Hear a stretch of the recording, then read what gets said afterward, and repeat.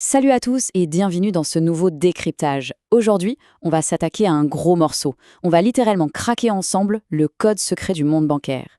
Notre objectif, faire en sorte que vous, en tant qu'entrepreneur, vous arrêtiez de subir des refus frustrants et que vous obteniez enfin les leviers financiers dont vous avez besoin pour grandir. Allez, pas de temps à perdre, on plonge direct dans le vif du sujet.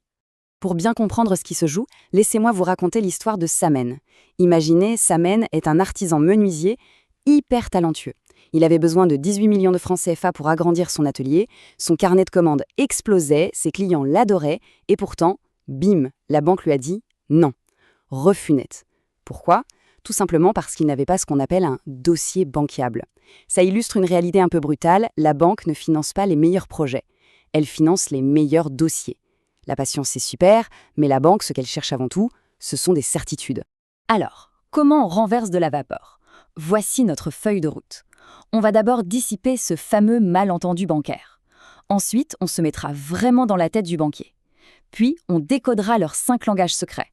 Et on finira avec un plan d'attaque ultra concret, la cure de 90 jours. On attaque tout de suite avec notre première partie, le grand malentendu bancaire. C'est là que le bas blesse en général.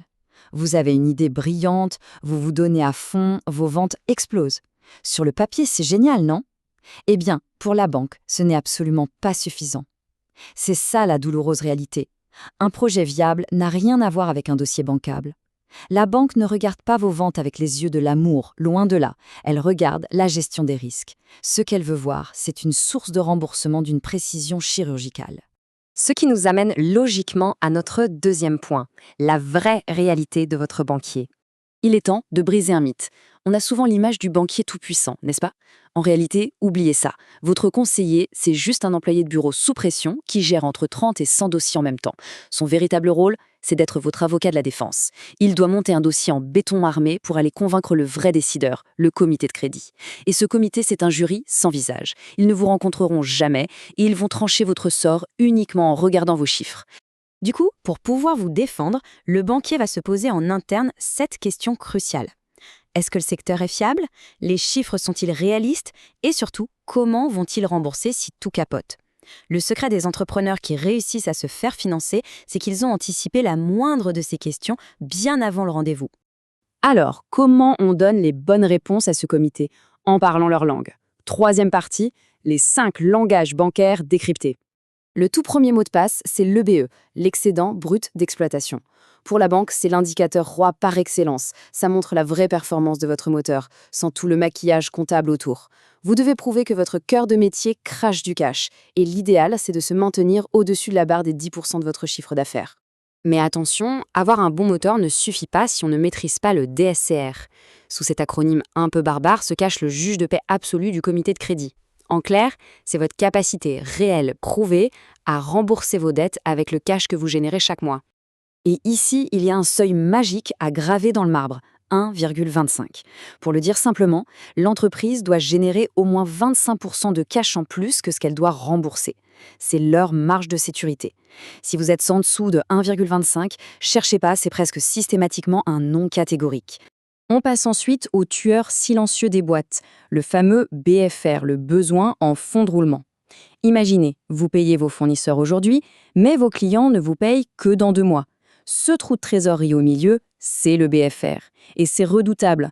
Même une entreprise dont les ventes explosent peut faire faillite si ce décalage n'est pas surveillé comme le lait sur le feu. Pour amortir tous ces risques, la banque a besoin d'être rassurée par vos fonds propres. C'est votre matelas financier. En gros, ils veulent voir si vous avez mis vos propres billets sur la table. La règle est simple. La banque veut s'assurer que pour chaque euro qu'elle vous prête, vous prenez une part équitable du risque. Pas d'implication personnelle, pas de crédit. Si vous validez tous ces points, c'est là que la magie opère et que vous débloquez le Saint Graal, l'effet de levier. Une dette intelligente, ce n'est pas un fardeau, c'est un outil qui crée de la valeur. Si votre projet rapporte plus que ce que le prêt vous coûte en intérêt, vous utilisez l'argent de la banque pour démultiplier votre propre rentabilité. Quand on met tout ça bout à bout, on obtient exactement le tableau de bord que regarde le comité. C'est littéralement comme un feu tricolore. Vous avez un super EBE et un DSCR à 1,35, c'est vert, vous êtes une valeur sûre. Par contre, si votre DSCR plonge sous 1,20 et que votre BFR crève le plafond, vous êtes dans le rouge et le couperet tombe immédiatement. Alors comment on s'assure de rester dans le vert? C'est notre quatrième et dernière partie, la fameuse cure de 90 jours. C'est un plan d'attaque super structuré sur 3 mois. Phase 1, on fait le grand ménage. Dans les relevés, on stoppe les découverts. Phase 2, on consolide les marges et la trésorerie. Et seulement à la phase 3, on commence à monter le dossier et on va prendre un café avec son banquier bien avant de lui demander le moindre centime. Et pour avoir des résultats vite, il y a ce qu'on appelle des quick wins, des victoires rapides. Par exemple, décrochez votre téléphone et traquez les clients en retard de paiement. Négociez 15 jours de délai en plus avec vos fournisseurs. Et surtout, gardez vos bénéfices dans la boîte au lieu de vous verser des dividendes, ça va gonfler vos fonds propres. Ça a l'air de rien, mais ça nettoie immédiatement votre trésorerie et le comité de crédit va adorer.